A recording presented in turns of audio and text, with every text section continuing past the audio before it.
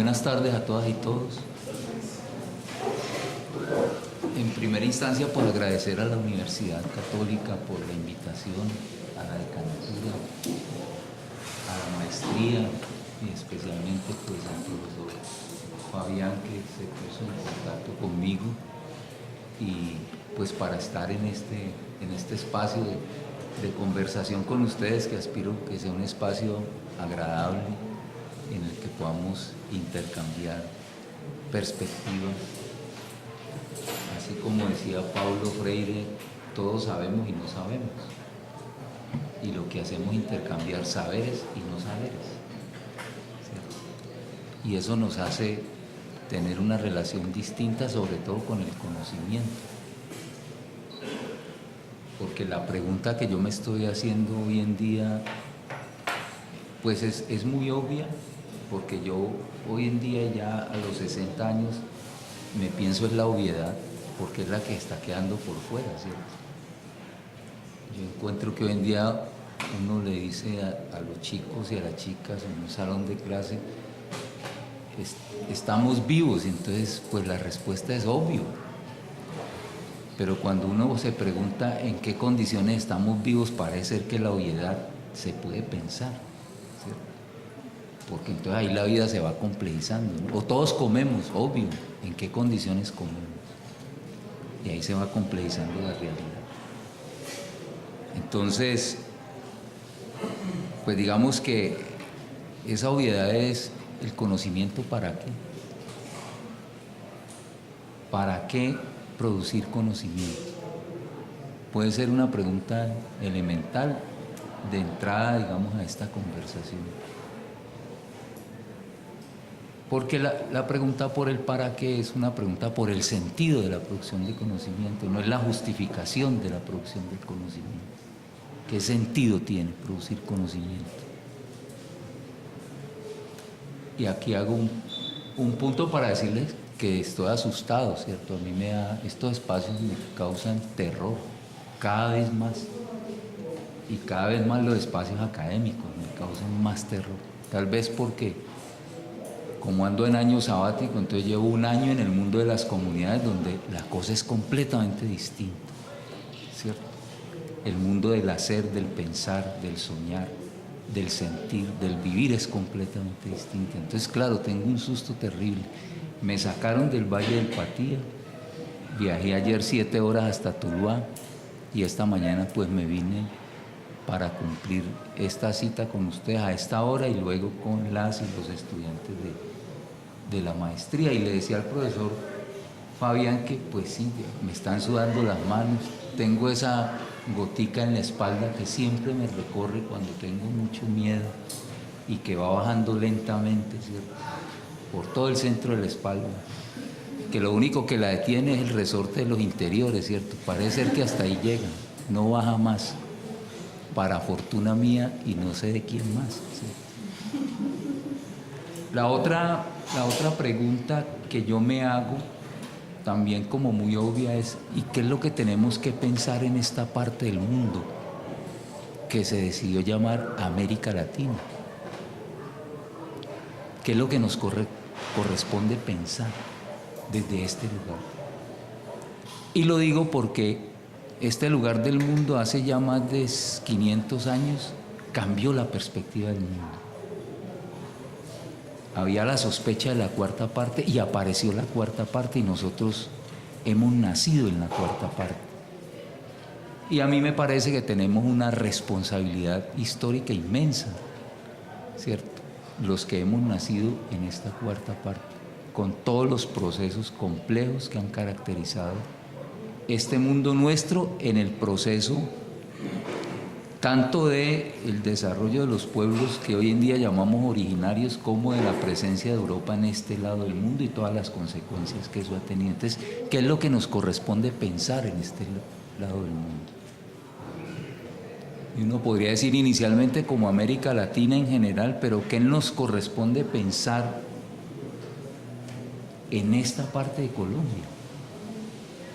¿Cierto? Porque es que somos nacionales pero localizados. Por eso digamos que en el seminario, que es Poder y Subalternidad, vamos a trabajar lo del pensamiento situado, ¿cierto? Porque es que parecería ser que las narrativas de la globalización, con su famoso discurso de la desterritorialización, nos desancla el lugar y nos ancla en qué lugar, en el no lugar, del cual algún antropólogo hablaba en alguna oportunidad, o qué es lo que tenemos que hacer con estos lugares nuestros, ¿cierto? Con las historias locales, ¿qué tenemos que hacer?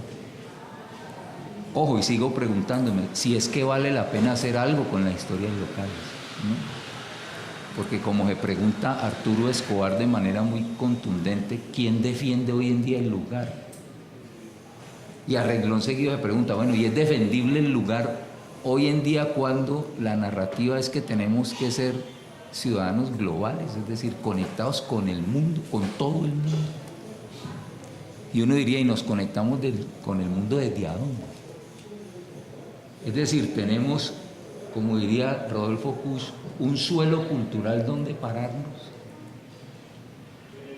Y ese suelo cultural está compuesto de qué, cuál es la naturaleza de ese suelo cultural, o si seguimos respondiendo a la negación histórica que construyó la autonegación sistemática para avergonzarnos de lo que somos, o para sentir miedo de lo que podemos ser.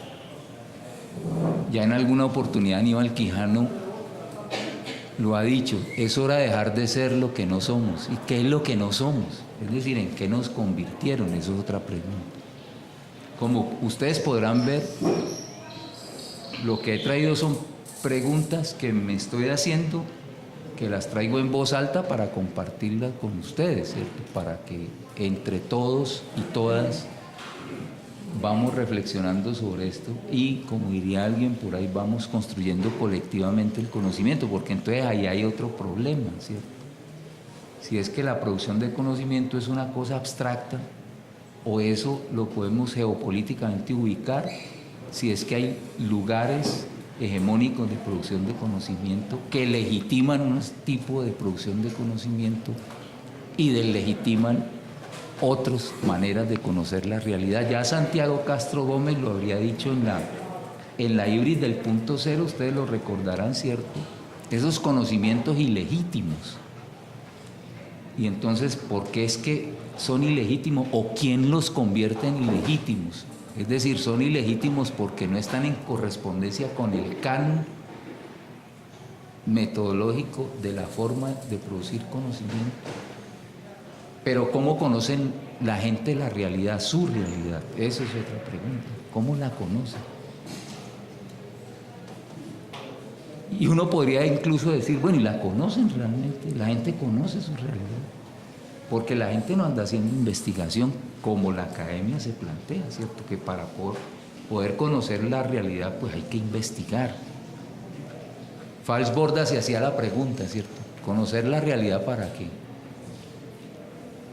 Si no conocemos la realidad para transformarla, entonces no estaríamos haciendo realmente un ejercicio para él válido y contundente de conocimiento de la realidad. Si la conocemos solamente para verla y tenerla ahí, ya la conozco, pero si ese conocimiento no apunta a la transformación, desde la perspectiva de Fals Borda no estaríamos haciendo mayor cosa con el conocimiento. Entonces, son como esas preguntas por las que inicio esta conversación, ¿cierto? Porque parecería ser que en ese mundo que se ha dado en llamar occidental moderno, y aquí reconociendo que hay muchas modernidades y que el occidente es plural, es decir, que hay muchos occidentes también, ¿cierto?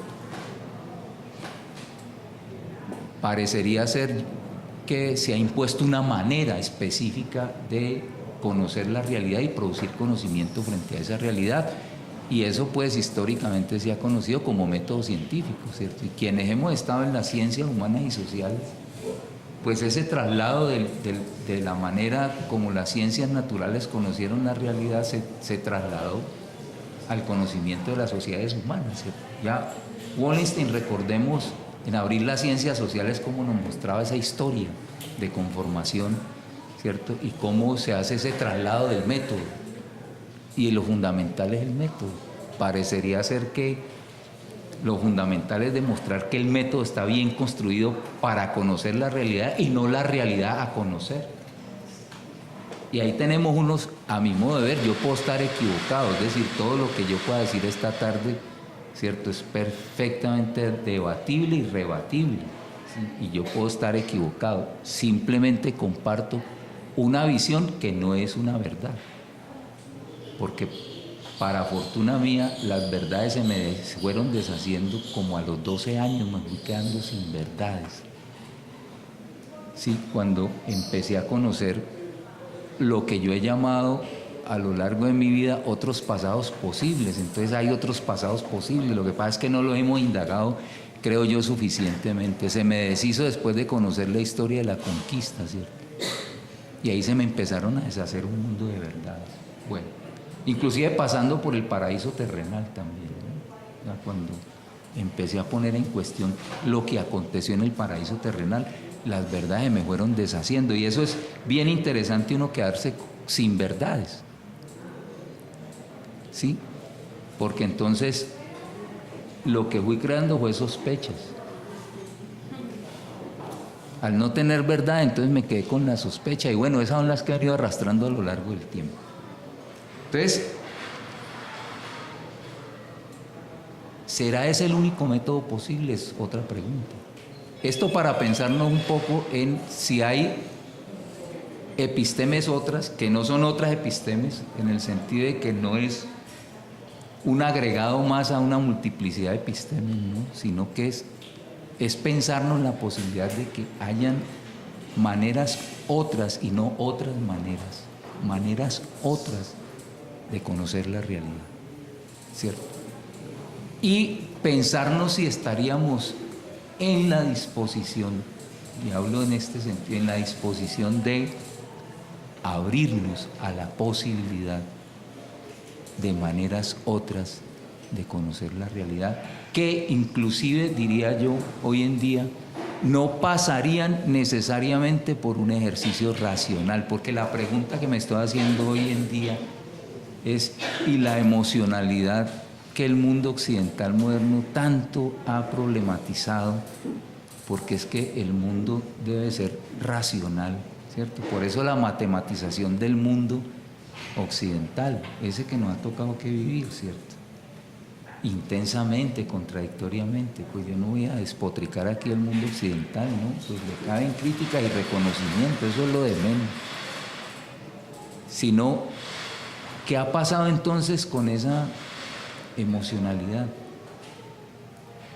Es decir, hasta dónde ese mundo de lo sensible, o como diría Rancière, ese reparto de lo sensible, ¿cómo es que ha estado?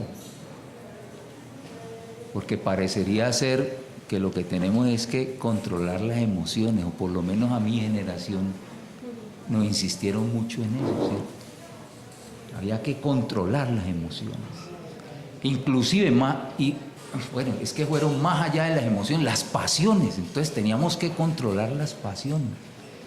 Entonces se imaginan un ser desapasionado.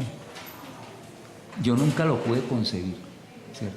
Pero entonces era como ese universo de lo sensible, ojo, que sería la aiestesis, no la estética, sino la aiestesis.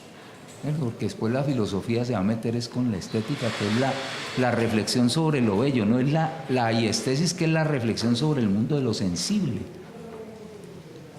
¿Cómo nos relacionamos desde el mundo de lo sensible con la realidad para conocerla? ¿Es posible eso? Ojo, y es una pregunta que me estoy haciendo en la academia, donde eso podría parecer casi que un absurdo, ¿cierto? Digamos, en la narrativa del método racional de conocimiento de la realidad. Entonces, ahí hay otro punto que quiero pues colocar para la conversación, ¿cierto? Es decir, entonces, ¿será posible desde el mundo de lo sensible acercarnos al conocimiento de la realidad? Y si eso es posible, ¿cómo sería? Yo no traigo las respuestas, me estoy haciendo las preguntas. ¿Cómo sería eso? ¿Ya? Y muy seguramente muchas de esas prácticas las podemos tener en muchos mundos de sentido que no necesariamente puedan estar cercanos inclusive al mundo académico, ¿cierto? De lo cual muchas y muchos de los que están aquí, si no todas y todos, han tenido algún tipo de experiencia de acercamiento. Hay algo que uno a veces en la vida comunitaria, en términos del pensamiento, lo pone a pensar, ¿no? Es como esa filosofía de la pragmática en el mundo campesino, en los mundos afro, en los mundos indígenas. Cuando don Manuel llega donde don Antonio y le dice: don Manuel, es que el cerco suyo se ha caído, entonces su vaca pintada se ha metido a mi rosa y se está comiendo el maíz. ¿Y qué es lo que hay que hacer ahí? Pues hacer el cerco. ¿Qué más él le discute a eso? ¿Cierto? Entonces es una pragmática de la vida que es muy interesante. Digo esto porque a veces nos pasamos discutiendo las palabras, ¿cierto? Y nos enredamos en las palabras. Las palabras tienen una maravilla, es que nos permiten comunicarnos, pero también nos permiten enredarnos de una forma maravillosa. Y quedarnos en esa discusión que es muy interesante, ¿cierto?, sobre las palabras. Bueno, el entendido que también las palabras, y eso ya lo ha dicho mucha gente, pues nos permite construir realidad, ¿cierto? El lenguaje nos permite construir realidades. Entonces, como esto es una conversación, digamos que esto no es una conferencia, sino una conversación en donde pues yo tengo un tiempo de presentar estas inquietudes y después nos damos el tiempo de intercambiar todas las inquietudes que tengamos. Yo voy como colocando estos mojoncitos de inquietud para ver qué hacemos con los que les haga sentido, ¿cierto? Puede ser que al final de esta conversación ustedes digan: no, lo que este man dijo a mí no me hace sentido, y eso es válido, ¿cierto? Entonces, ¿qué hace uno? Pues uno se levanta y se va, no hay nada más que hacer. Pues si eso no me hizo sentido, uno se va con tranquilidad, y no hay que armar tropeles ni alborotos de nada, ¿no? Este man lo que dijo no me hace sentido, entonces hasta luego. Lo que uno pediría es que se despidan, ¿cierto? Lo mínimo, hasta luego. Bueno, que le vaya bien, porque pues estos son encuentros de vida muy ocasionales que hay que aprovecharlos al máximo, ¿no? Así sea para que alguien se pueda despedir de uno diciendo: no, este man definitivamente no le creo a ese cuento, ¿no? Esto, inclusive esto lo digo por mirando las redes sociales y toda la discusión que hay de cara al 27 de mayo, ¿no? Entonces uno se sorprende, ¿no? Uno se sorprende los niveles que hemos llegado, distintos niveles. Entonces yo ya opté porque en mi Facebook ya yo no hablo más de eso, yo tomo una decisión y la hago, la pongo en práctica, porque muy seguramente muchos de los que están diciendo que sí, que esto, que lo otro, que tal, llegan a las 4 de la tarde y no han ido a la mesa de votación. Entonces, bueno, ¿en qué quedó todo el discurso y toda la promoción y toda? No, las cosas son concreticas. Como decía el maestro Gramsci, ¿cierto? A problemas concretos de realidades concretas. Entonces vámonos a la concreta, porque es que a veces los discursos nos distraen de la concreta. Y vivir es un asunto concreto, no es abstracto.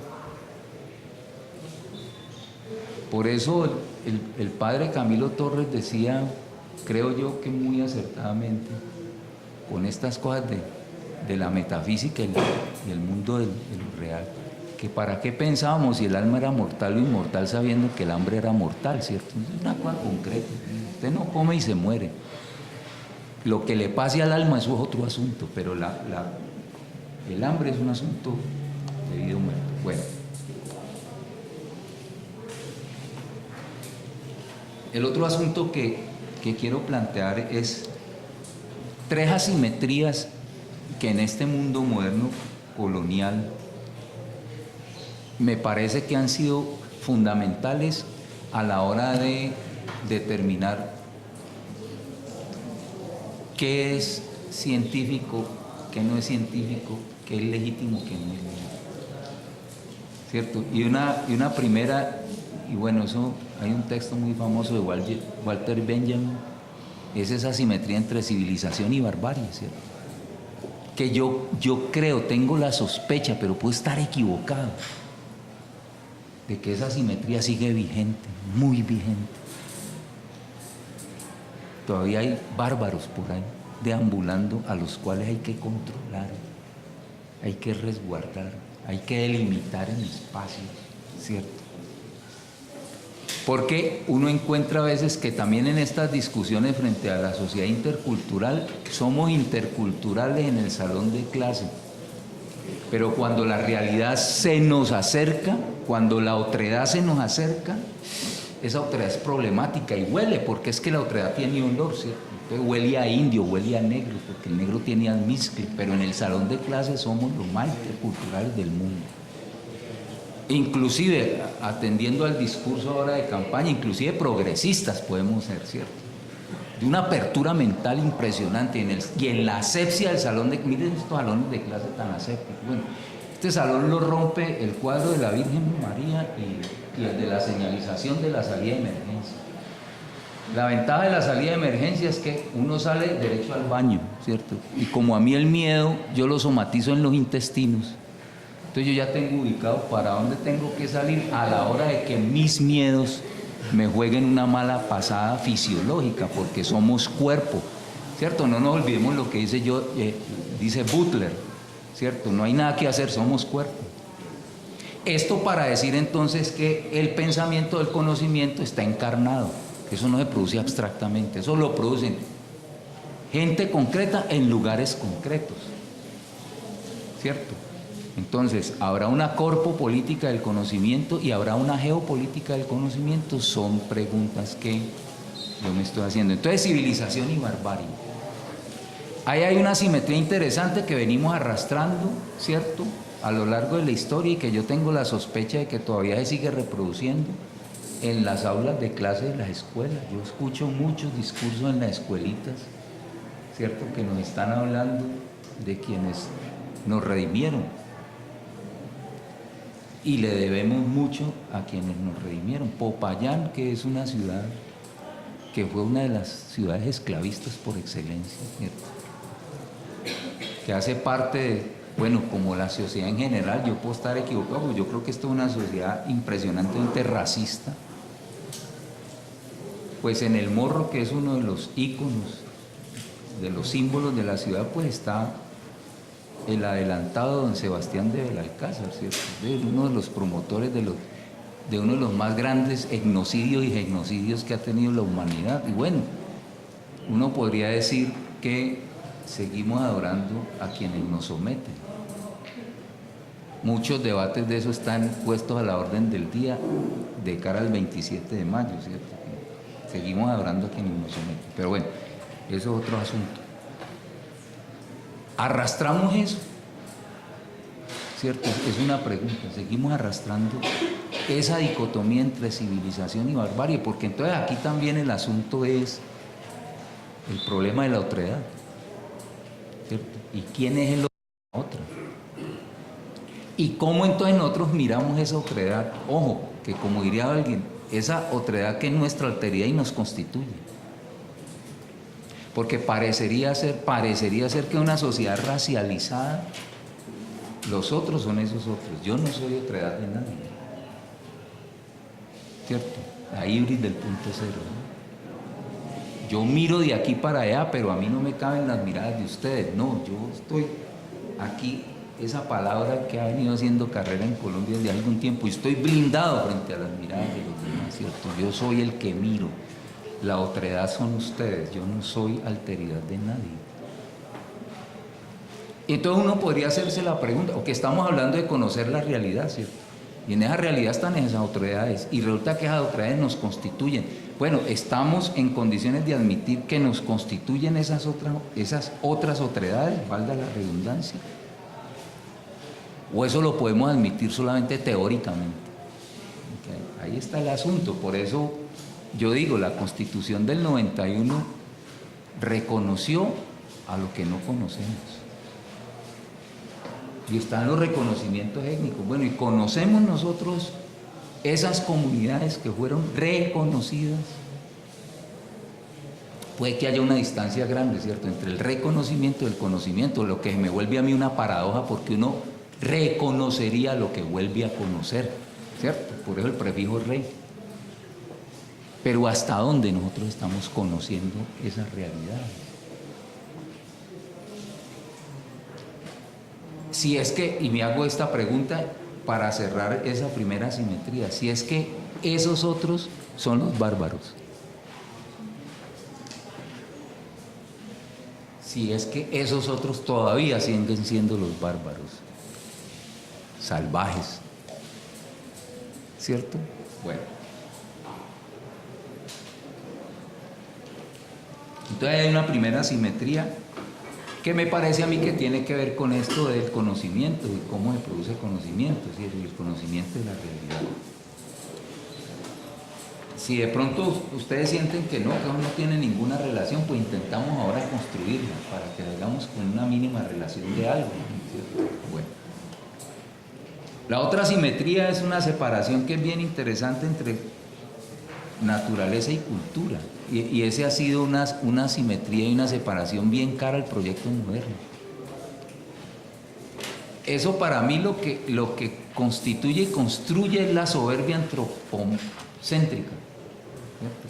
El antropocentrismo, es decir, el ser humano considerando que es el protagonista, y la naturaleza, porque fíjense ustedes que se fue construyendo así hasta convertirla en un recurso, ¿cierto? Bueno, y en el desarrollo del capitalismo eso sí que se hizo muy bien. La naturaleza inclusive como un recurso explotable, inagotable. Y ahora nos damos cuenta que no, eso no era así, ¿cierto? Que la cosa se podía agotar, inclusive hasta el agua, ¿no? Yo recuerdo que mi mamá decía que el día que tomáramos agua en botella íbamos a estar jodidos. Y estoy tomando agua en botella. Mi mamá murió hace 2 meses y yo creo que estamos jodidos. Yo me lo decía mi mamá hace como 30 años. Esta es la representación de la mercantilización de la naturaleza, como dice Arturo Escobar, ¿cierto? Y tiene marca, miren. Ni siquiera es la marca del arroyo donde la cogieron, ¿cierto? Porque pues éticamente debería decir arroyo tal, ¿no? Para darle créditos al lugar, ¿cierto? No. Es una marca distinta. No es la marca del lugar, es la marca global.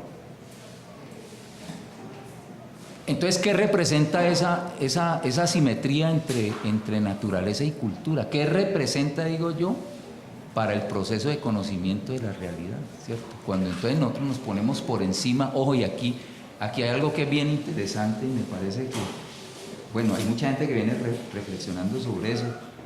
Me interesa en este momento como seguir la pista de Arturo Escobar cuando nos plantea, bueno, ¿cómo nos estamos relacionando con lo no humano? Y resulta que estamos en un mundo de relaciones con lo no humano.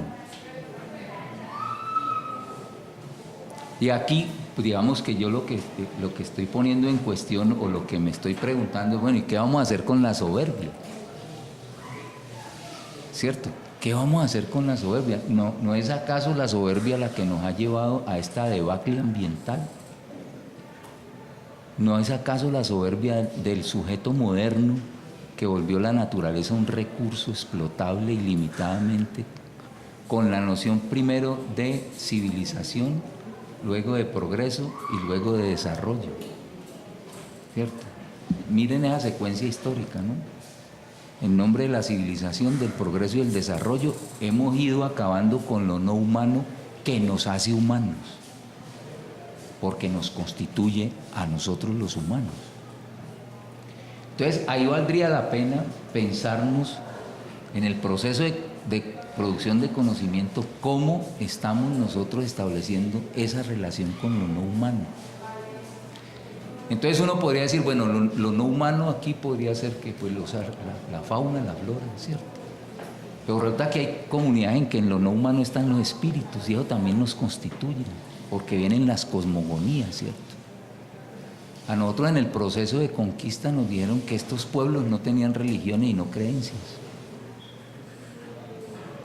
Ahí hay otra simetría, ¿no? Bien interesante. Y bueno, una parte de la iglesia, porque han habido muchas iglesias, creo yo también, ¿cierto? Se encargó de posicionar esa visión, de que entonces teníamos una religión que era legítima y verdadera, y yo sigo escuchando todavía eso, ¿cierto? Todavía. Digamos que no estoy hablando de 1492, ¿cierto? Todavía yo sigo escuchando eso. No es que son creencias, ¿no?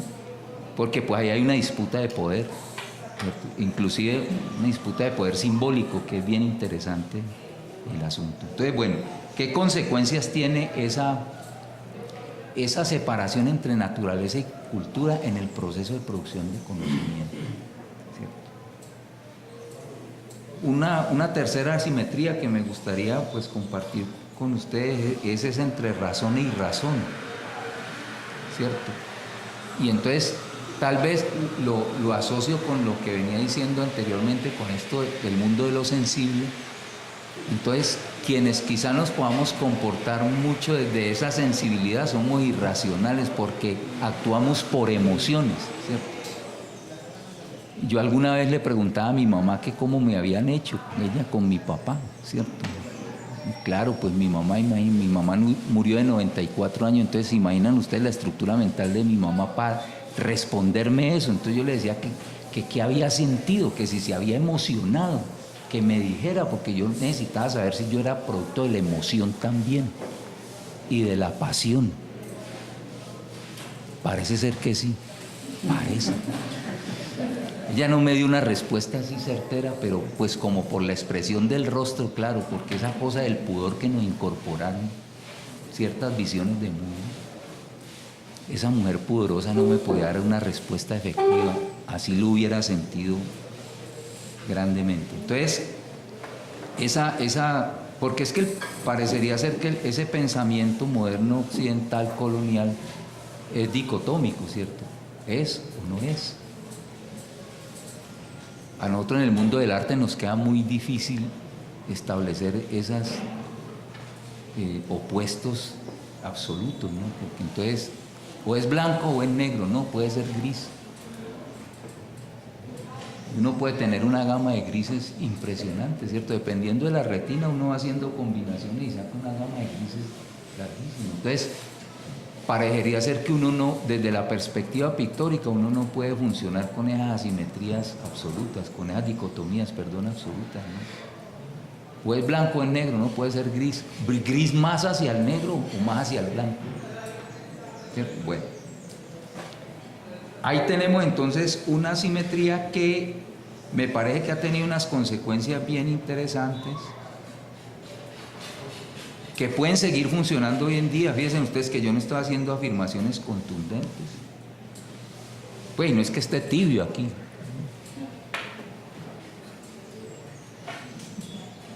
Porque pues hoy hay una expresión que ha salido maravillosamente, que es lo tibio, ¿cierto? Tibio. O sea, usted no dice ni una cosa ni la otra. Soy pero no soy. Y ese binarismo también entre conocimiento y saber, ¿cierto? Porque entonces parecería ser que la ciencia produce conocimiento, pero las comunidades producen es saber. Y un saber que es de dudosa procedencia porque no se puede demostrar, ¿cierto? Es decir, no tiene una demostración metódica de acuerdo al canon occidental de conocimiento de la realidad. Entonces, por ejemplo, los mundos cosmogónicos de las comunidades, ¿cómo aproximarnos a esos mundos si es que tenemos la intención de conocer otras formas de mirar la realidad y el mundo? Y esto lo digo pensando, ¿cierto?, en que, bueno, yo me voy a encontrar con unos estudiantes y unas estudiantes de maestría que van a hacer investigación, ¿cierto? Entonces uno podría decir, bueno, ¿y para qué van a investigar? Hay gente que está pidiendo a gritos, vengan a investigarnos, ¿cierto? Academia, venga, investiguenos, que estamos necesitando de la investigación que ustedes puedan realizar. Entonces ahí hay una asimetría que me parece interesantemente problemática entre conocimiento y saber, porque, ojo, es asimétrica porque entonces el saber todavía no alcanza la categoría de cientificidad que es lo que se busca, ¿cierto? Para poder establecer de que eso es un conocimiento válido. Ahí viene el asunto de la validación, que me parece que es interesante. Entonces parecería ser que hay unas epistemes hegemónicas y hay otras que no ocupan ese lugar. Ojo, si es que podríamos nombrarla como epistemes, ¿cierto? Porque muy seguramente en el mundo de sentido de las comunidades esa palabreja ni existe. Bueno, es más, ni siquiera les interesa en algunos casos, ¿no? Bueno.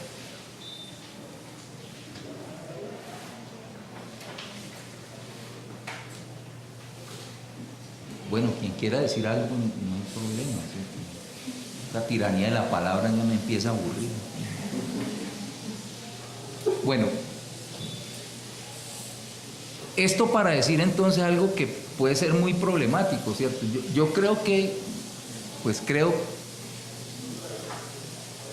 que hemos sido colonizados de muchas formas, y arrastramos, digamos, ese peso histórico de procesos de colonización diversos. Ahora se está hablando de neocolonialismo, ¿cierto? La pregunta sería si para poder avanzar en pensarnos maneras otras de conocer la realidad, tendríamos que hacer un ejercicio de despojarnos de esa colonización o esas colonizaciones. Alguna vez yo le escuchaba a alguien en Popayán decir: yo no he sido colonizado. Yo decía: no, pues eso es una maravilla, ¿cierto? Pues es una maravilla encontrarse a alguien que pueda afirmar con esa consistencia que no ha sido colonizado. Yo me hacía la pregunta: bueno, ¿dónde estudió? ¿En qué escuela estudió? ¿Cierto? Si uno podría decir, y aquí sería una invitación a que repasáramos, o si se quiere, como decía el maestro Foucault, hiciéramos una genealogía de nuestro proceso educativo y formativo, a ver con qué nos vamos encontrando, inclusive porque la pregunta sería: ¿qué tanto de América Latina ha habido en ese proceso de formación? ¿Qué tanto de América Latina en la historia y qué tanto de América Latina en el pensamiento de la gente que ha hecho la historia en esta cuarta parte, en este lugar del mundo? Entonces, hay alguien que ha hablado de las epistemologías fronterizas, ¿cierto?, que es Walter Miñolo, un semiólogo argentino. Y a mí me parece interesante el planteamiento, me sigue pareciendo interesante el planteamiento de Enrique Dussel con relación a la exterioridad, es decir, ese mundo moderno construyó una exterioridad relativa y constitutiva, y ahí colocó a una gente y a unas formas de ver el mundo, de pensarse el mundo.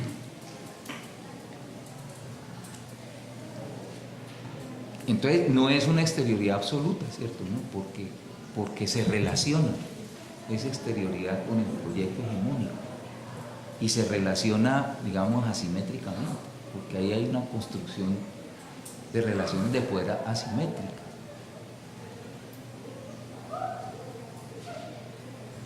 Me hago la pregunta: ¿valdrá la pena tender una mirada frente a esas exterioridades para ver ahí qué hay?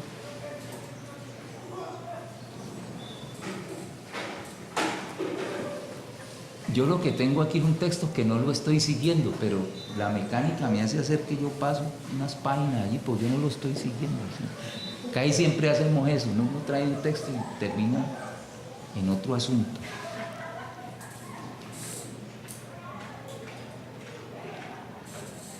Bueno, entonces, con estas cosas, ¿cuánto tiempo tiene? Ya casi, ¿no? Todavía tengo 30 minutos. Entonces uno podría decirse: bueno, ¿habrá necesidad entonces de hacer un ejercicio de descolonización o de decolonialidad? Y si es necesario, ¿para qué? Quiero decir con esto que quien se sienta cómodo en su propia colonización, estas palabras no las escuche, ¿cierto? No hay necesidad de escucharlas, ¿no?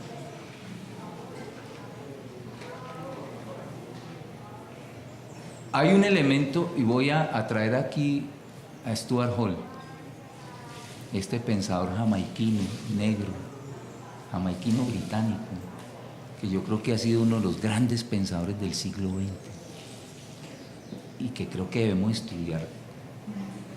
Le debemos estudiar a Stuart Hall, estudiar su pensamiento más profundamente. Y él nos dejó muy claramente establecidos los estereotipos, la estereotipación, ¿cierto? Entonces él dice que hay estereotipos positivos y negativos. Lo que me interesa aquí es, porque como en el conocimiento de la realidad, yo lo que estoy poniendo ahí es la discusión sobre la relación con la otredad, ¿cierto? Digamos que entre líneas, eso es lo que a mí me preocupa. Entonces, ¿cómo nos relacionamos con la otredad en ese proceso de conocimiento de la realidad? Entonces él decía que el estereotipo es una imagen reducida y congelada de esa otredad, que puede ser un estereotipo positivo de los negros son alegres, y eso es reducido, pero es positivo, pues, porque son alegres, pero son perezosos, estereotipo negativo. Y miren esas paradojas, no es que el lenguaje es bien interesante. Entonces decimos estereotípicamente o racistamente, decimos los negros son perezosos, pero cuando queremos poner el ejemplo de trabajar mucho, trabaja más que un negro. Entonces uno dice, bueno, entonces ¿cómo eso? ¿Son perezosos o trabajan mucho? Defínase pues, porque eso hay como una tibieza ahí, ¿cierto? ¿Son o no son? ¿Cómo es el asunto? ¿Ya? Pero así funcionamos, fíjense ustedes, ¿no? O sea, parecería ser que nos han ido formateando para poder asimilar eso. Es perezoso, pero trabaja mucho. Y el asunto problemático de la estereotipación de la realidad es que naturalizamos los estereotipos. Entonces yo creo que hay que desnaturalizar la vida, porque tenemos muchas naturalizaciones, es decir, vamos admitiendo que la realidad es así porque es así, ¿cierto? O como alguien dijo recientemente, pues porque son cosas de Dios. ¿Qué hacemos, cierto? La pobreza es una cosa de Dios, eso no tiene que ver con las estructuras económicas, políticas, ¿no? Eso, cuando no podemos dar explicación de lo que nos acontece en este mundo fenomenológico, pues buscamos de qué agarrarnos, ¿cierto? ¿Y quién más que Dios para cargarle todas las cosas, ¿no? Así como decía la mamá de Pablo Escobar, todo lo malo que pasa en este país se le achacan a mi hijo. La señora tenía claro el asunto, ¿cierto?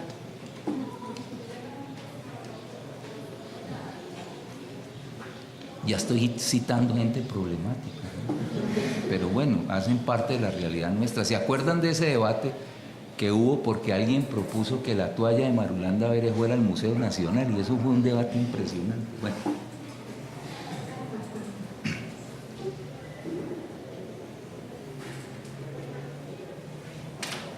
Bueno, entonces, con estas cosas uno podría plantearse, bueno, ¿qué hacer?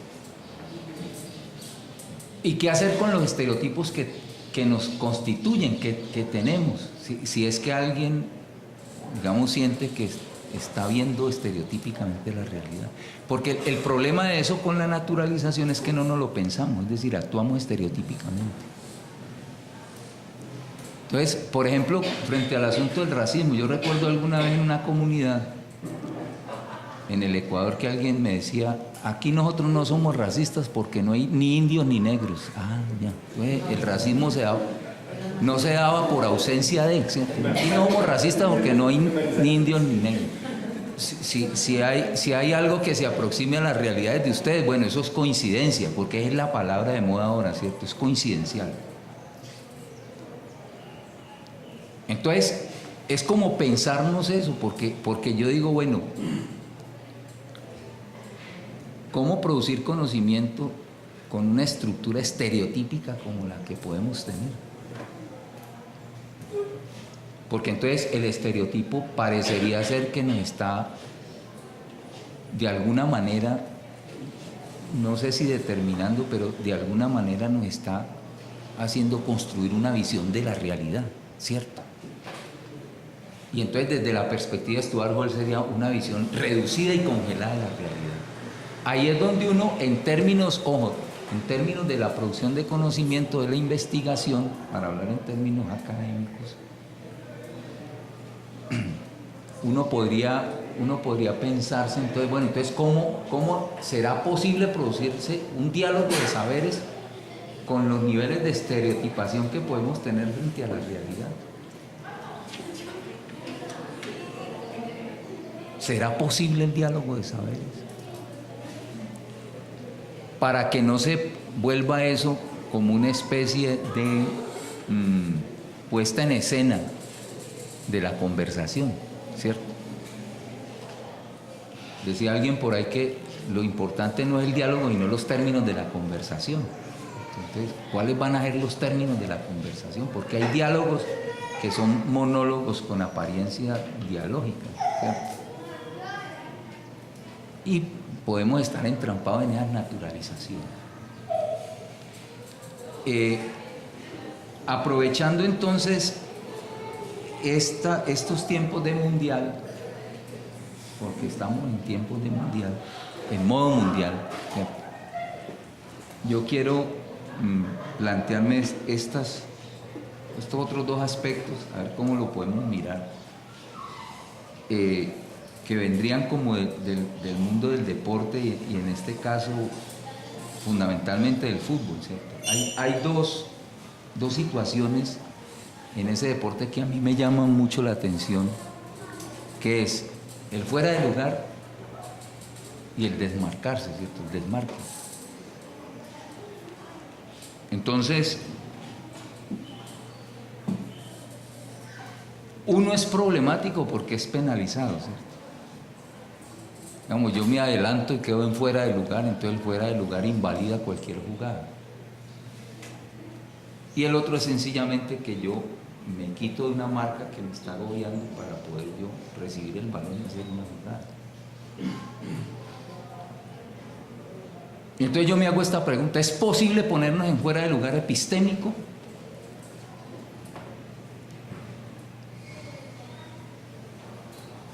En la zona de confort epistémica en la que hemos estado desde hace cuánto, hay una zona de confort epistémica, creo yo, ¿cierto? Siguiendo a Boaventura de Sousa en este caso, ¿cierto? Entonces, ¿será posible pensarse un fuera de lugar epistémico? Es decir, ¿será posible en esa medida descentrarnos, ¿cierto?, de ese lugar cómodo epistémico en que hemos podido estar? No estoy diciendo que ustedes lo estén, ¿cierto? Estoy diciendo que hemos podido estar. Yo pongo en sospecha todas esas cosas. Y por otro lado, que nos pudiéramos pensar si es posible desmarcarnos de nuestra propia formación. Es posible desmarcarnos de nuestra propia formación. Ahí viene el problema del disciplinamiento, es decir, hemos estudiado en disciplinas, eso significa que nos disciplinaron, eso significa que tenemos una mirada disciplinar del mundo. Y uno podría decir, bueno, de eso ya ustedes saben, se ha escrito mucho, se ha discutido mucho, que hoy en día ya desde una mirada disciplinar no podemos comprender la complejidad de la realidad. Por eso, bueno, se viene hablando desde hace mucho tiempo del interdisciplinar, ya otros están hablando de lo transdisciplinar, y todavía no hemos logrado construir la interdisciplinariedad, y ya está hablando de la transdisciplinariedad, pero bueno, son parte de las discusiones, ¿cierto?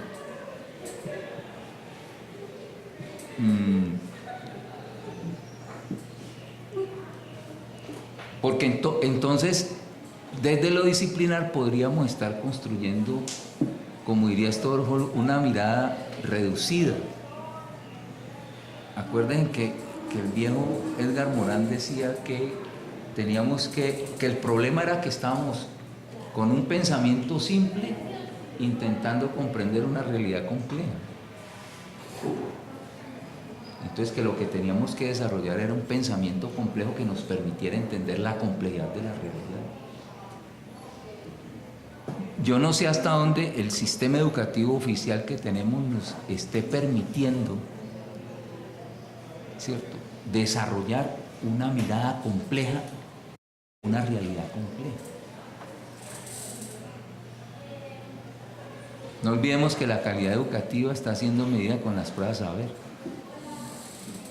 Y bueno, ahí hay otra paradoja bien interesante, ¿cierto? Porque entonces quienes aquí han estudiado en educación pues conocen esos debates, ¿cierto? Cómo el decreto 804 establece la educación como una política pública, ¿cierto?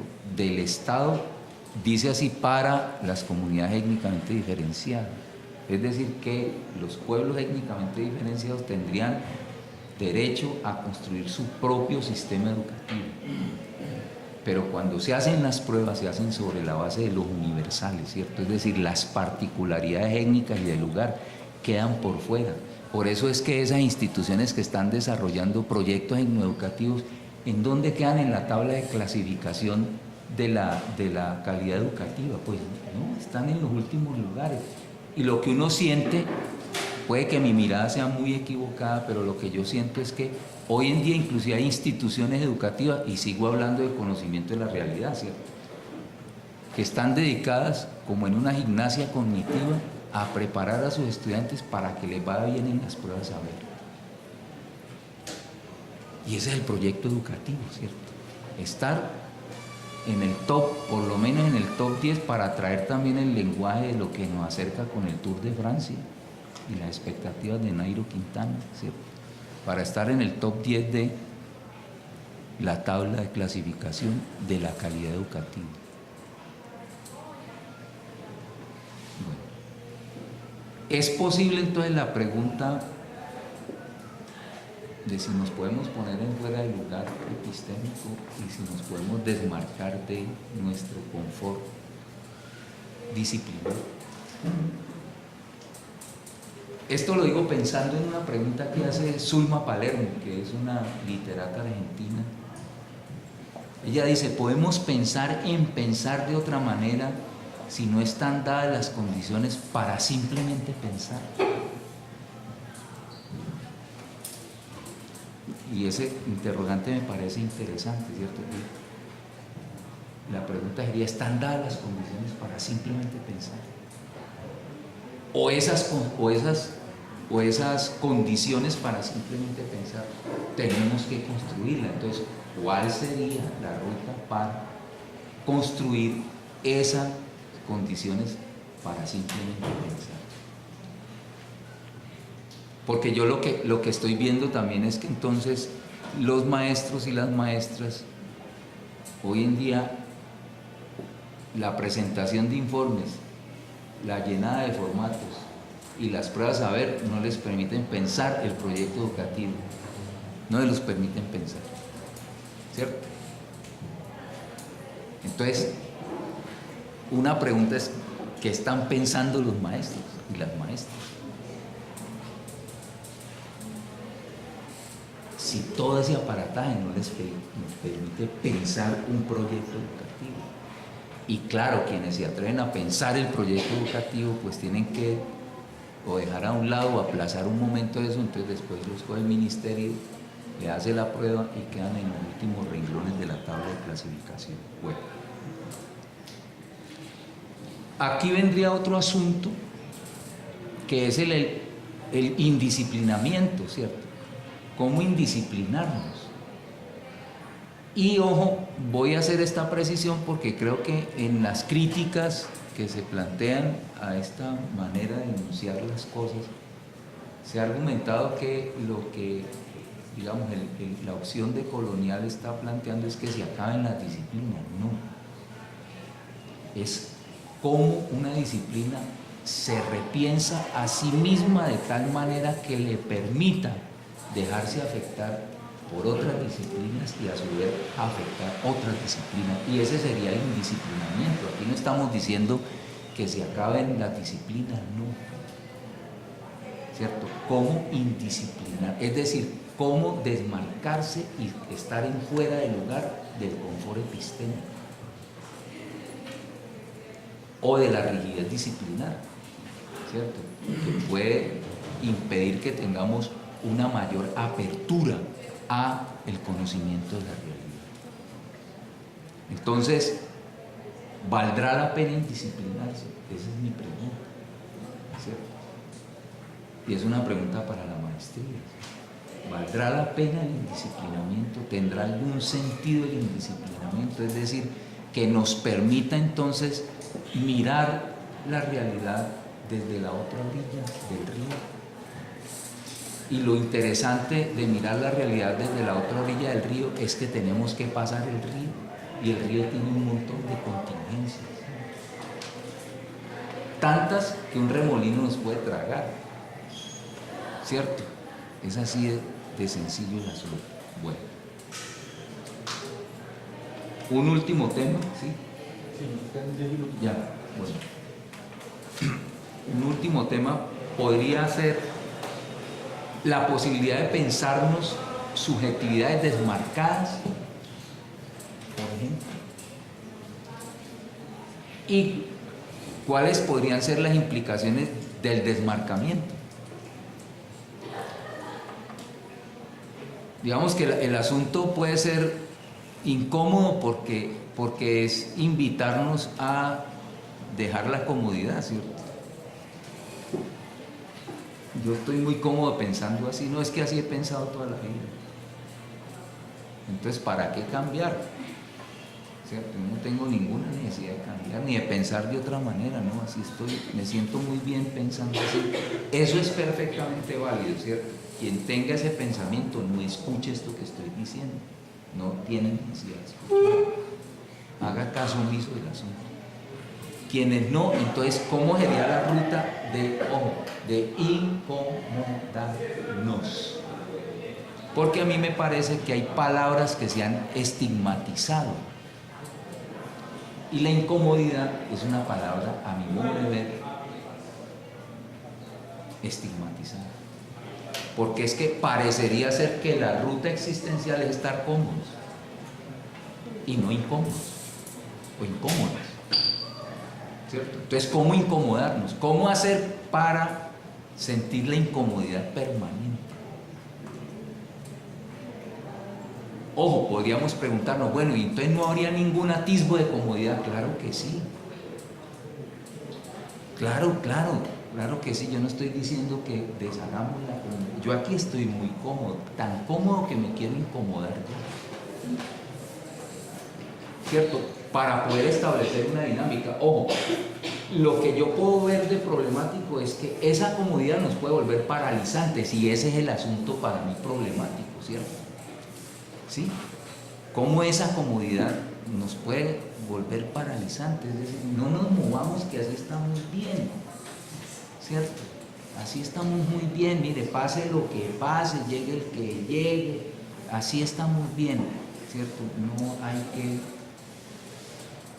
cambiar nada porque las cosas están bien así.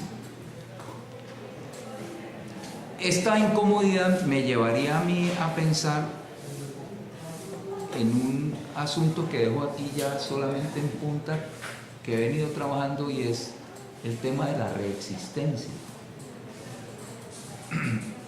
Y el tema de la reexistencia tiene que ver con que para mí no es suficiente resistir si no nos inventamos la vida de una manera distinta. Es decir, tenemos que producir una forma radical de existencia que nos permita que no nos estén diseñando la vida y que nosotros no tengamos participación de ese diseño. Y creo yo que el capitalismo contemporáneo nos está diseñando la vida y nosotros no estamos participando de ese diseño. Entonces, reexistir es inventarse permanente y radicalmente la vida. Y el fundamento de la reexistencia para mí estaría en lo que el historiador afrocolombiano Santiago Arboleda ha denominado las suficiencias íntimas, que no son otras cosas que todo el acervo sociocultural que las comunidades tienen y que les permite desde allí construir su mundo de sentido. Aquí estaríamos hablando, ¿cierto?, de una autonomía existencial.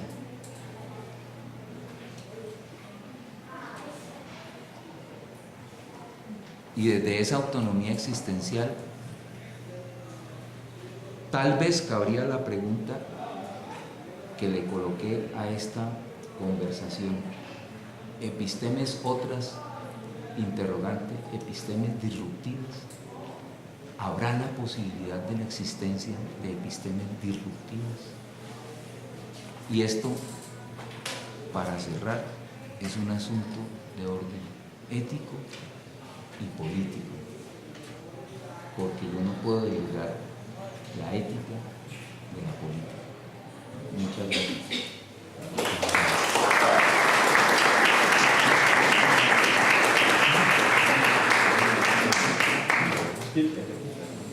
Abrimos un espacio para algunas preguntas al profe Adolfo Fernández. Maestro, es para mí siempre un placer escucharlos. Muchas gracias. Maestro, dos cosas. Yo siento que desmarcarnos y estar en fuera de lugar epistémicamente creo que viene siendo posible en los saberes sociales instalados en la institución. Lo digo por las teorías contemporáneas en ciencias sociales que hoy emergen: estudios culturales, estudios subalternos, estudios postculturales, postcoloniales, etc. Ahí siento que hay una posibilidad de desmarque y de fuera de lugar. Sin embargo, creo que donde no hay posibilidad de desmarque ni de fuera de lugar, y que quizás nos lleve otra vez entonces a otra vez instalarnos en esa epistemología hegemónica, es en la metodología. Siento que hay una suerte de paso del monopolio teórico al monopolio metodológico, porque aún cuando esas otras vías posibles de pensar, de nombrarnos, de enunciarnos, como las que proponen las teorías contemporáneas en ciencias sociales, aún cuando aparecen esas otras maneras de nombrar, seguimos anclados en la apuesta metodológica otra, hegemónica, positivista. Y un ejemplo de ello es, digamos, la apuesta que hoy se instala con mucha fuerza en la academia y en la ciencia, y es las investigaciones mixtas, por ejemplo. Tienen que estar allí siempre amarradas, entre otros ejemplos. Siento entonces que damos un paso, quizás de ese monopolio teórico, epistémico, nombramos de otra manera, enunciamos de otra manera, pero metodológicamente siento que no es posible aún estar en ese fuera de lugar y en esa desmarca que usted nos propone. Eso por un lado. Y por otro lado, maestro, me gustaría ver si existe entonces en la apuesta que usted hace, que es con la que cierra, de la reexistencia.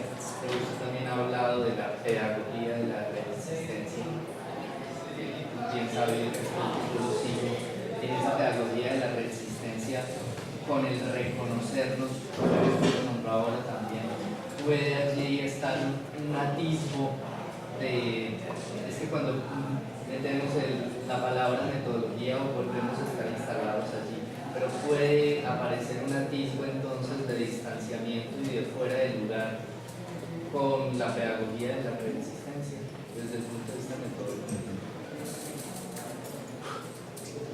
Bueno, frente a la primera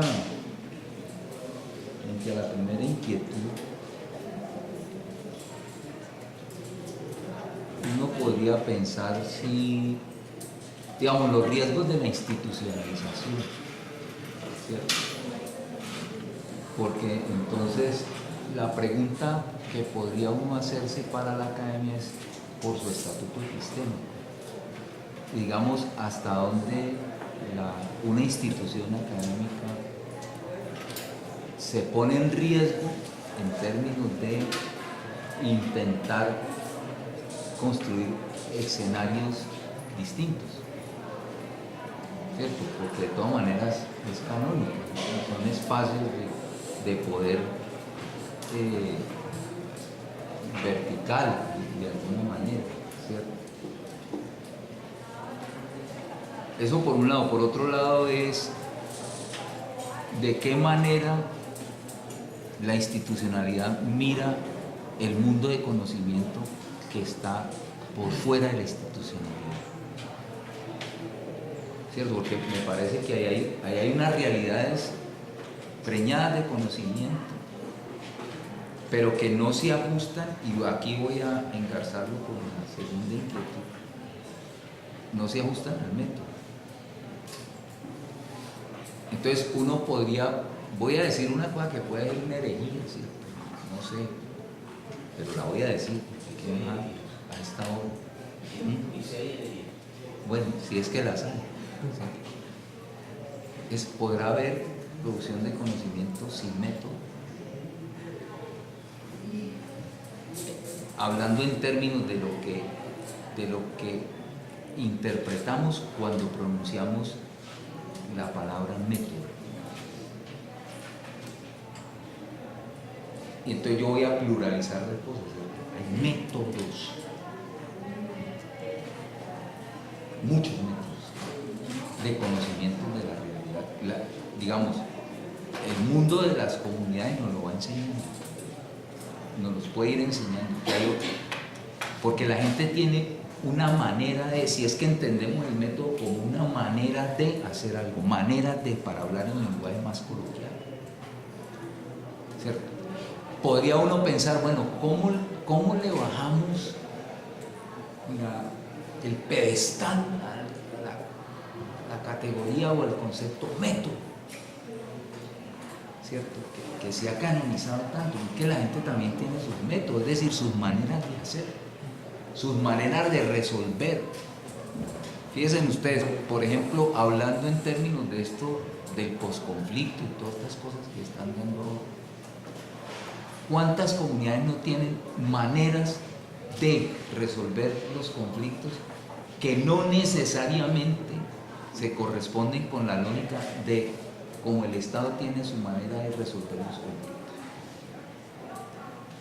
Entonces, pongamos un caso, ¿cierto? En La Guajira están los palabreros. Entonces, el palabrero es el que resuelve el conflicto, ¿cierto? Y vamos encontrando así muchas, voy a ponerlo en estos términos, muchas estrategias que las podemos ir mirando en distintos ámbitos. Bueno, estrategias para producir, por decir algo. Acuérdense, bueno, quizás los más jovencitos no tienen por qué acordarse de eso. Yo hablo, a veces digo acuérdense como si todos tuvieran 60 años o todas, ¿no? ¿Qué fue la Revolución Verde?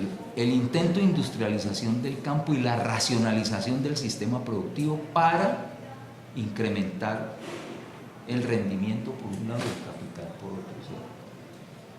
¿Qué fue lo primero que dijo la Revolución Verde? Las prácticas culturales son un obstáculo al desarrollo, ¿cierto? Porque entonces usted no tiene que esperar a que esté en cuarto creciente para sembrar, porque entonces el campesino dice que en cuarto menguante la cosecha no se da de la misma manera porque está menguando, no está creciendo. Eso es una lógica, ¿no? Y la luna mueve una masa tan importante como el mar, por ejemplo, ¿cierto? Como el agua que constituye la tierra. Bueno, esas lógicas, esas racionalidades, que uno podría decir racionalidad es otra, eran creencias. Entonces eso había que eliminarlo, porque es que usted puede producir en cualquier momento. Entonces, para producir en cualquier momento, ese era por un lado, producir en cualquier momento. Por otro lado, había que producir, y esa es parte de la matematización en el proceso productivo, ¿cierto? No al boleado, sino por surcos, y los surcos tenían una medida. Con todo eso que va llegando, todo un paquete tecnológico y de esfoliantes, abonos, no sé qué, para el rendimiento de la producción. Bueno, para hacer reducida la historia, la Revolución Verde fracasa. Y después del fracaso de la Revolución Verde, ¿en qué momento estamos? En las tecnologías limpias. ¿Y qué son las tecnologías limpias? Las maneras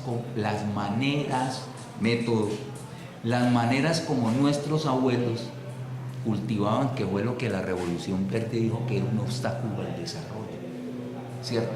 Entonces, ojo que los abuelos cultivaban con controles biológicos, entonces por eso sembraban ajipique en medio de un cultivo, ¿cierto? Porque el ajipique es un control biológico, el ají es un control biológico.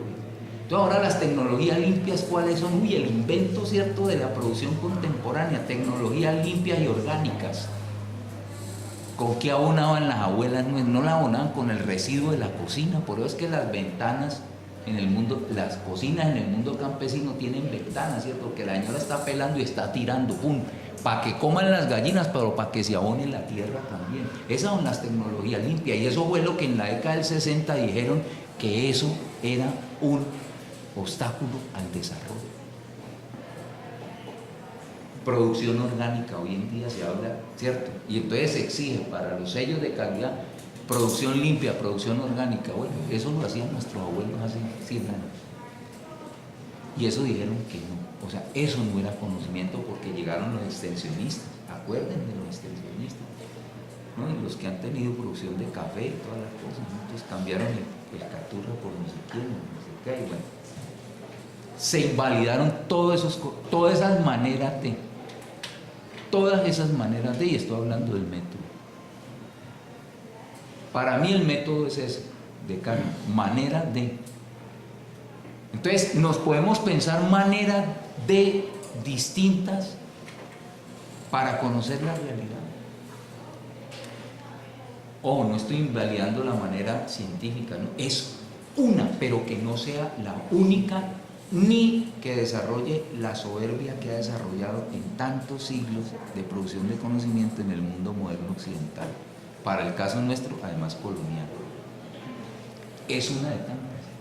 A veces creemos que la universidad es el único lugar de producción de conocimiento y nos envalentonamos con eso y nos creemos el cuento y nos vamos a relacionarnos con el mundo más allá de la academia con esa perspectiva.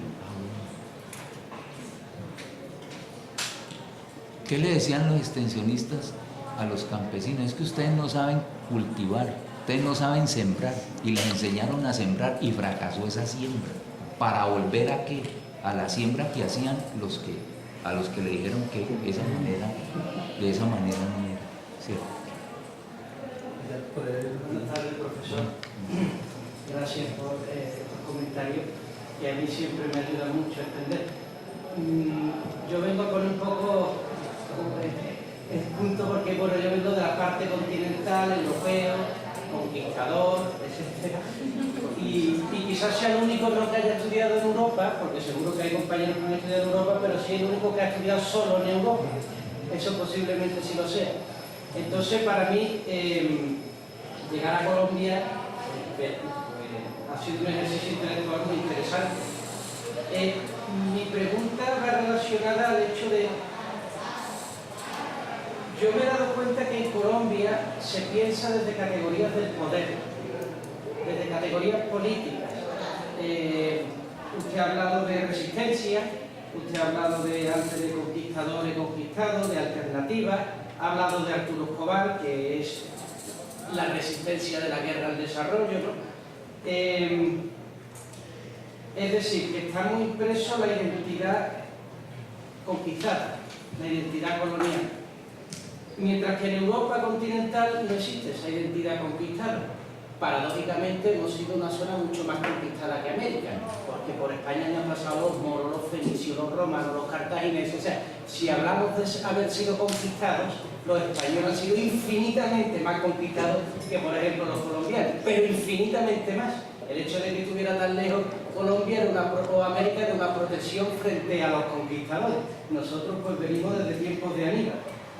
Entonces yo creo que eso en Europa se ha transmutado por una identidad religiosa que luego derivó en identidades culturales, renacimiento, ilustración. Mientras que yo veo que en América, pero en Colombia, por ejemplo, lo noto mucho más que en México, sí existe una identidad militar, diría, político-militar. Es decir, entendida como una cuestión de frontera, de conquista, de los españoles, el oro, etc. Entonces yo lo que veo que desde el plano nociológico, epistemológico, se tiende a estudiar las cosas desde una perspectiva relacional. Es decir, el poder al fin y al cabo pone amigos y enemigos. Y no se mete el dedo en el fondo. Es decir, el dedo va en occidental, pero el dedo no va en vertical y hacia abajo, a mi juicio, o no va del todo.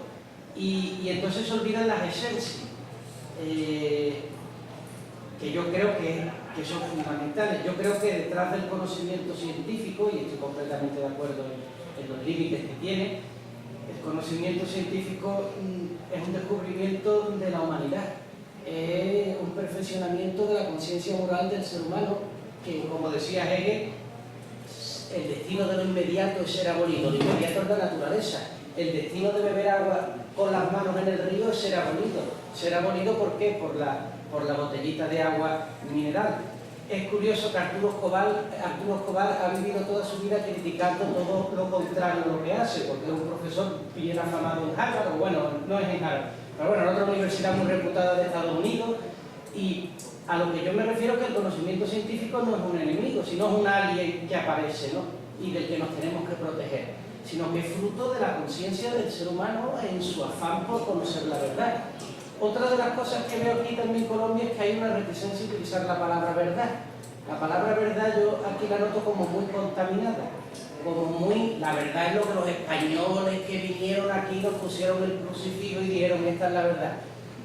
Pero yo creo que la verdad es mucho más que eso, y la verdad es la realidad de las cosas. Claro, si la realidad es compleja y es dinámica y es dialéctica, pues la verdad tiene que cambiar.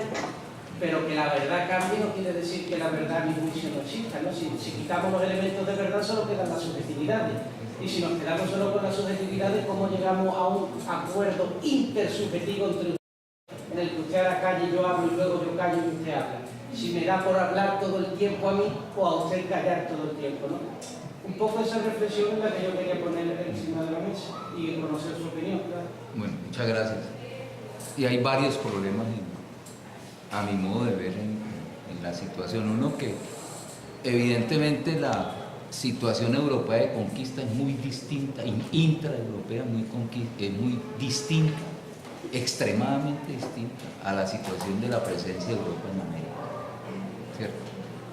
Y digamos que yo no sé hasta dónde la comparación que estás haciendo, pues desde la perspectiva latinoamericana, sea tan así, digamos, tan asumible de parte de nosotros como tú lo estás planteando. Claro, pues si algo hizo que los españoles pudieran hacer esta conquista en este territorio tan complejo y tan difícil, fueron los 8 siglos de invasión mora y todo el desarrollo militar que pudieron tener. Es decir, aquí llegaron militares entrenados. La pregunta que nos hacemos en América, inclusive más allá de las tecnologías, ¿no?, entre el arcabuz y el arco y la flecha, es por qué, llegando tan poquita gente, pudieron vencer a tanta gente. Pues por la experiencia militar con la utilización de unas tecnologías distintas. Eso por un lado, pero también nos llegaron las enfermedades, fíjate. Ellas mataron más que las espadas y los arcabuces, ¿cierto? Y estos pueblos no tenían las defensas a las enfermedades que nos llegaron. Eso es un contacto problemático, ¿cierto? A nosotros nos llegó la sífilis. Sí, a nosotros nos acabó casi la sífilis, ¿ya? Entonces lo que quiero decir con esto es que, digamos, respetando la perspectiva que tú tienes, uno no podría compartirla a pie juntilla de la manera como tú lo estás enunciando, ¿cierto? Porque son realidades muy distintas con complejidades muy distintas, ¿cierto? Habría que mirar, digamos, ese proceso en América. Para poner un ejemplo, fíjate, con el proceso de esclavización, cuando se da la libertad aquí en América, voy a decir primero esto, hablando con un sociólogo mozambiqueño en Salvador de Bahía, me decía, bueno, ¿ustedes por qué es que discuten tanto esa vaina del África y el proceso de esclavización si en la historia de nosotros no tenemos ese registro? O sea, para ellos eso no es que hayan salido 8 millones de esclavos de eso no significa lo mismo que significa para nosotros, ¿cierto? Ahí hay, fíjate, pues para poner con África también esa porque son situacionales, además de relacional, no situacional. ¿Sí? Y lo otro que iba a decir era Sí, que iba junto con es este. interesante además, pero se cayó. Bueno, Sí, sí. bueno. ¿Qué era? Lo de lo militar. Bueno. Lo de lo militar, ¿no? Entonces, uno diría que la historia de las conquistas intraeuropeas tienen una dinámica que a mi modo de ver, ¿me recuerdas tu nombre? Antonio, a mi modo de ver, Antonio, no serían comparables de la manera como lo has hecho, pues podríamos tener más fino el asunto para mirar la complejidad.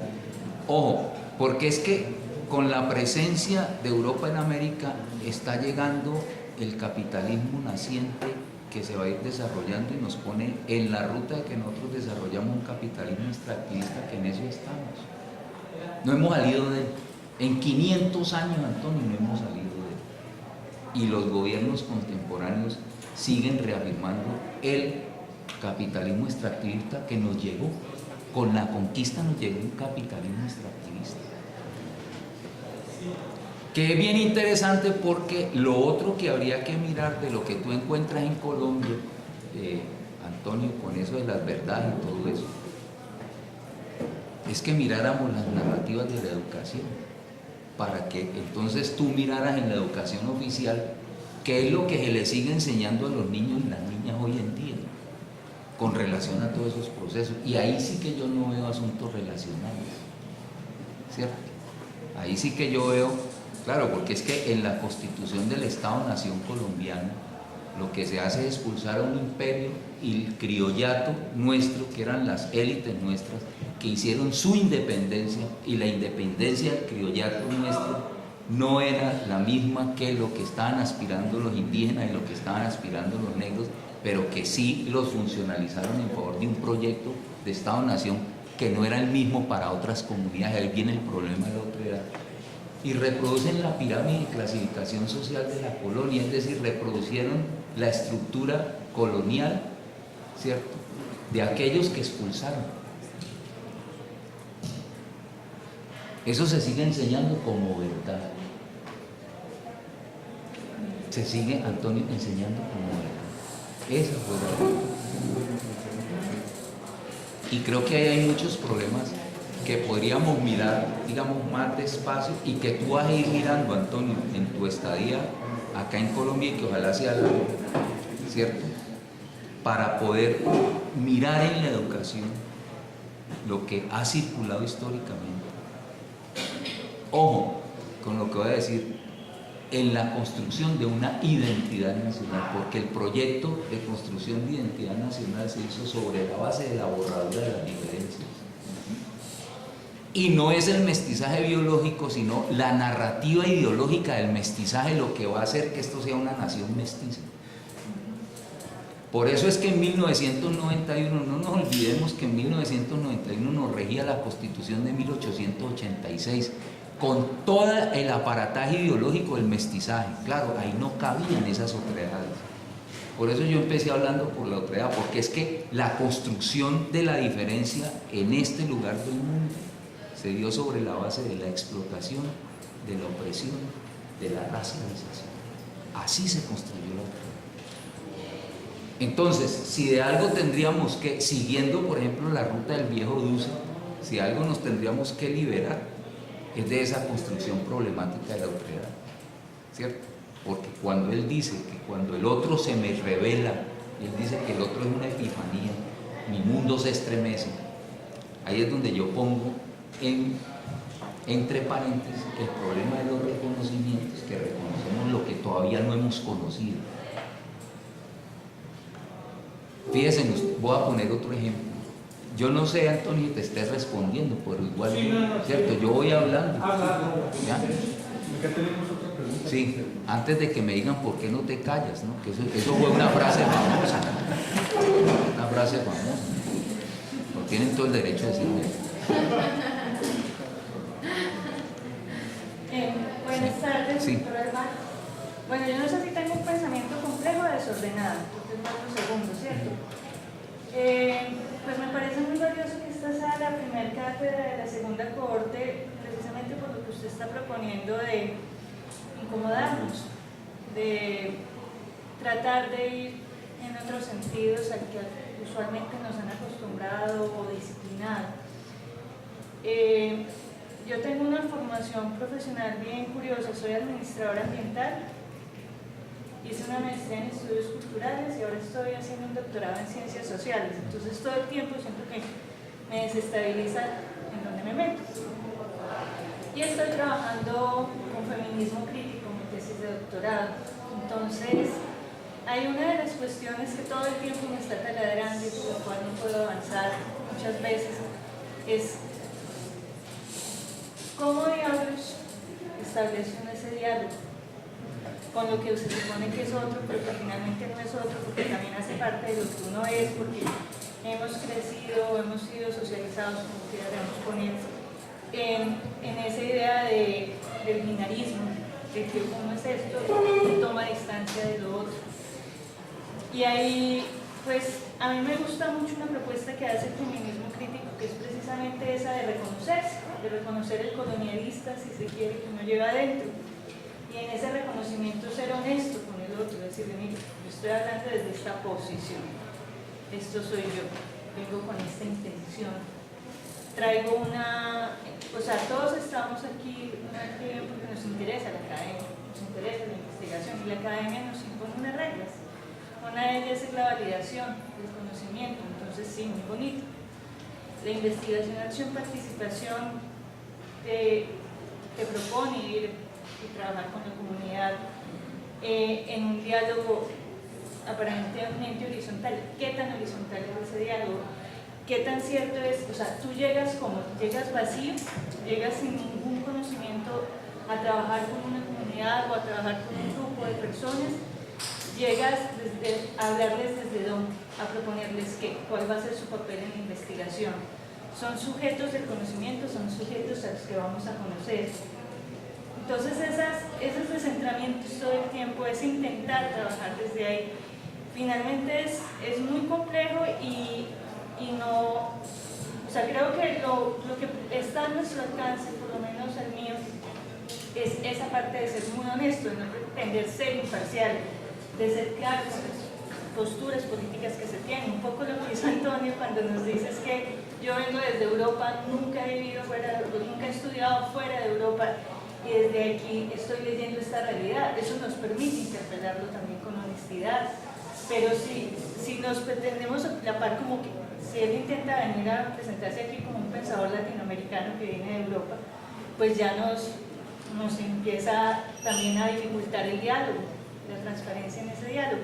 Entonces creo que es una invitación muy interesante la que usted hace en cuanto a pues a incomodarnos un poco, y a mí por ejemplo me incomoda cada vez más el tema del prefijo re en todo. Y qué pena con lo de la reexistencia, pero es que, por ejemplo, yo el poder habla de resignificar. Y un principio del feminismo es precisamente empezar a interpelarse todo el tiempo, a criticarse.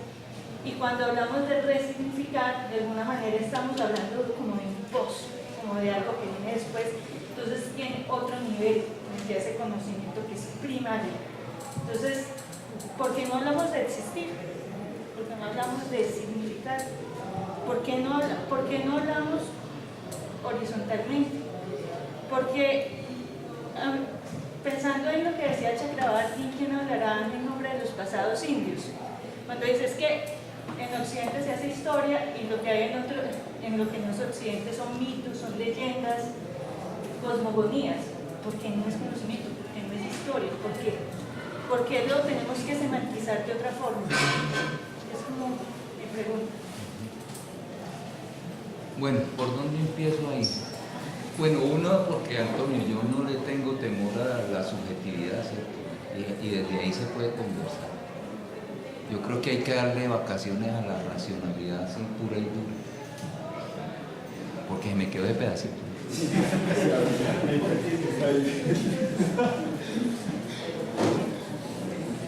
Bueno, yo llego al prefijo re ¿Cómo es tu nombre? Ángela. Ángela. Yo llego al prefijo re después de mirar un año de documentos de la colonia en el Archivo Central del Cauca. Y lo que me voy dando cuenta es que esos negros, voy a hablar en términos de la colonia, no en términos políticos del presente, son negros esclavos, que en términos políticos contemporáneos decimos esclavizados, ¿cierto? Esos negros esclavos se estaban inventando una vida que no era propiamente la que el Estado colonial estaba determinando para ellos, ¿cierto? Entonces, como se estaban inventando la vida de manera distinta, yo digo, claro, si estaban viviendo, estaban reinventando, porque la vida ya estaba ahí, ¿cierto? En las condiciones que el Estado colonial les estaba determinando.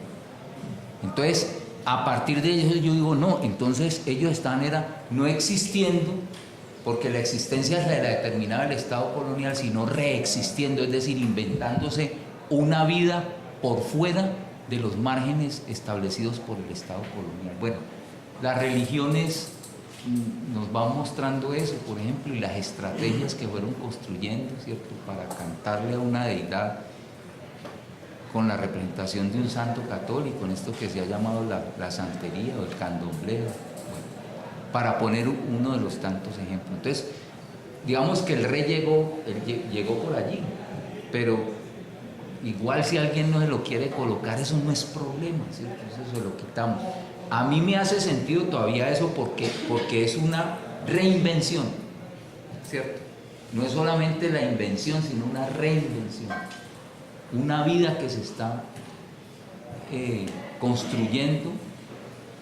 Y por otro lado, porque no era solamente, digamos, el resistir, sino reexistir.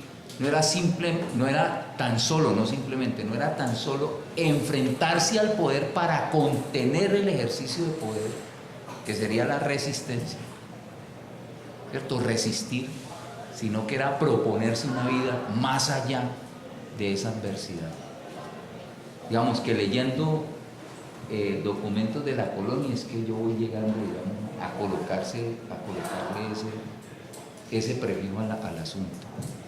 Puede que no haga mucho sentido, ¿cierto? Yo lo he nombrado así hasta ahora y bueno, por ahí voy, digamos, como intentando cada vez más como configurar esa palabreja, digamos, en esa articulación entre el prefijo porque digamos que yo también voy llegando a la conclusión, yo hago mi tesis doctoral en gastronomía, transformaciones gastronómicas en el Valle del Patía, y en el capítulo de la colonia yo miro el sistema alimentario de la colonia en las haciendas para esos negros esclavos. Entonces yo llego a la conclusión, pues, de esas obviedades, Ángela, que yo decía al comienzo, que es cierto, que yo me voy preguntando, de que existir era mucho más que estar vivo. Porque a ellos le daban melaza, sal, un almud de plátano y de vez en cuando, a veces una vez al mes, una ración de carne. Es decir, que daban energéticos y carbohidratos. ¿Por qué? Porque eran máquinas de producción. Lo que necesitaba era que ellos tuvieran la energía suficiente para trabajar 16 horas en esas haciendas, ¿cierto?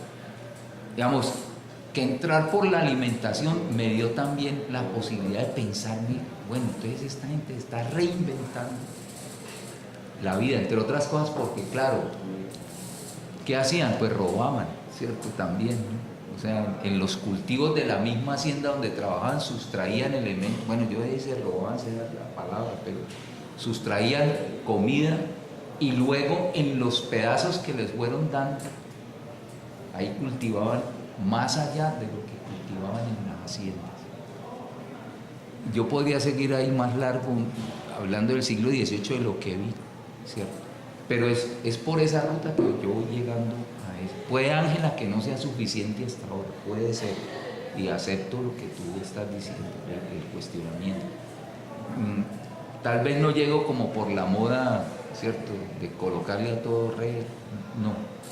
Más bien llego por el análisis de lo que yo veía de la realidad puesta en esos documentos, haciendo la lectura crítica de que fueron documentos no escritos por los esclavos, ¿cierto?, sino por el amanuense, pues, que organizaba e interpretaba, por ejemplo, en las denuncias cuando van llegando por inasistencia alimentaria, como llamaríamos hoy, porque la corona había establecido que el amo hacendatario tenía que suplir lo de medicina, de alimentación y de vestido, y muchos de los levantamientos que se hicieron es pidiendo vestido, por ejemplo. Muchos levantamientos, muchos arrochelamientos se dieron porque no había asistencia en medicina, por ejemplo. Es decir, estaban luchando por vida digna, como diríamos hoy en día, ¿cierto? O una vida en condiciones de dignidad, que sentían que no estaban teniendo cuando lo básico no se estaba cumpliendo. Por eso llego yo allí a esa palabrera. Una última pregunta, porque el profesor tiene que continuar con el seminario, que es la... Ah, ¿verdad? Yo debo continuar. No, pero tranquilo, ¿no? Mi nombre es Juan Pepo y me da mucha sensación cuando alguien habla de que le causa duda a la red. Yo soy respeto, ¿no? Estoy ando como red, montando, ¿no? Más o menos la condición. Pero bueno, igual yo soy médico, yo tengo paralizado el doctorado mío a raíz de una rebeldía que tengo, que se requiere. A mí me tocaba la fase sustentativa del conocimiento en la tecnológica. ¿Sí? Y me toca un amigo mío, muy amigo mío, director de tesis. Yo tengo una propuesta, porque yo vengo de colegio cristiano en Barranquilla, católico, ¿no? De ahí entro al choque de la Universidad de Caldas, donde se me transforma en un revolucionario, de la piedra y de todo. Y yo siempre me ha quedado la duda del conocimiento de Jesús de Nazaret, pero no como la condición religiosa, sino como la paradoja educativa metafórica que él hacía para educar. Y como yo estoy en un doctorado que es de educación, entonces me dijeron que no había director de tesis. ¿Sí? Entonces tuve que cambiar la tesis por la propuesta del director de tesis mío. Entonces, ¿hasta cuándo cuando uno voy a hablar a mi director de tesis, muy amigo mío, somos muy amigos, no desde ahora, sino desde antes, yo soy médico, yo lo atendía a él en Manizales. ¿Sí? Bueno, tuvimos un gran acercamiento con su pensamiento, ¿no? Pero cuando estamos en una discusión de tesis, hay imposiciones. Entonces no hay la creatividad de los paradigmas míos que usted está nombrando, es un paradigma, ¿no? O sea, entonces hay una condición de guerra que es de poder, probablemente, en donde usted se meta. Dicen, no, la gran resistencia bacteriana, ¿sí? ¿Cómo se maneja? ¿Sí? O sea, entonces la salvaguardarse de la bacteria, que somos nosotros que hemos venido invadiéndolos y jodiéndolos a través de sustancias químicas que ellos vienen defendiéndose desde hace rato. Entonces eso se llama resistencia bacteriana. Y cada día, por el poder monopólico de la cadena farmacéutica, están creando situaciones más complejas y mucho más costosas. Los medicamentos más económicos que pueden resolver problemas han desaparecido. Acaban de desaparecer el Novacitar, que vale una tablética 100 pesos a ponerle una a la nueva. Vale, por favor, 4.800 una tableta. O sea, el problema de la hegemonía y el problema de la conducta de crear nuevos paradigmas está subjetivamente al poder. ¿Sí? Entonces la pregunta es, ¿hacia dónde vamos si el crecimiento está en otro poder para poder estar fuera del lugar? Porque eso fuera del lugar significa prisión, soledad, aislamiento. ¿A dónde vamos? Y si estamos fuera del lugar y hacemos lo que queremos, pues nos invalidan. Es muy complejo entonces. Entonces la propuesta es, usted está preguntando qué hacer. Yo tengo paralizado el doctorado por eso. No entiendo, o sea, no sé qué hacer. Si es importante terminar el doctorado para tener conocimiento del sistema que dice uno, ¿para qué? Si los cargos están sujetos, como dice Pablo Ledo, están tomados. ¿Sí? Y si usted ve el discurso de nosotros, es un discurso imitado de la metodología doctoral. Referencias aquí, referencias allá. Pero nuestro pueblo, que tiene un gran conocimiento empírico, desaparece.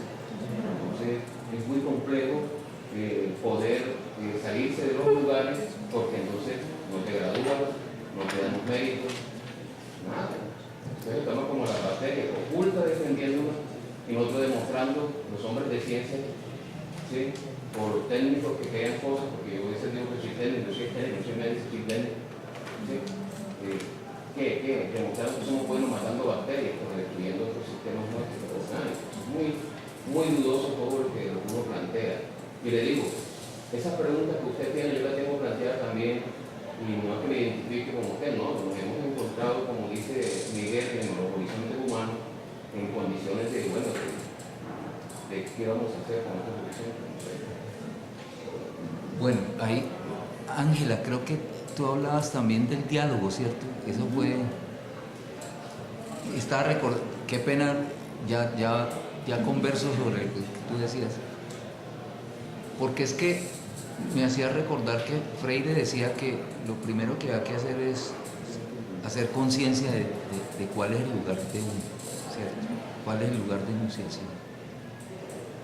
Para poder entrar a dialogar con otro lugar de enunciación que no necesariamente es el mío, ¿cierto? Yo difiero respetuosamente de la postura de Antonio, por ejemplo, ¿cierto? Y eso no impide, digamos, la posibilidad de conversar, ¿cierto? ¿No?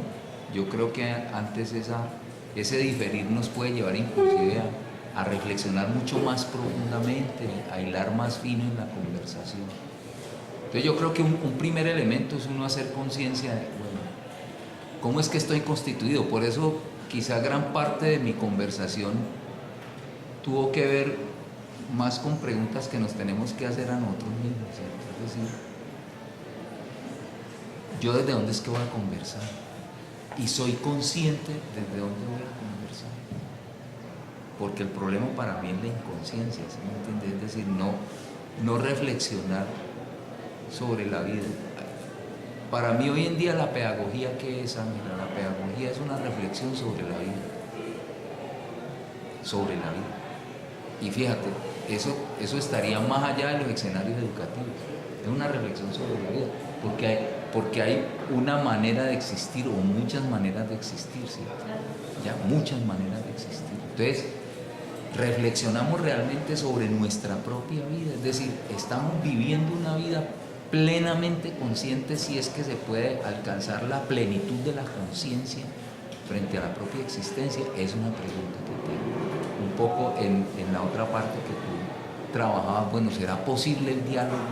¿Cómo pueden ser las condiciones de diálogo? Yo creo que eso tiene que ser una construcción, ¿cierto? Una construcción que pasa justamente por enunciar los lugares de enunciación, si es que la redundancia es válida, ¿cierto?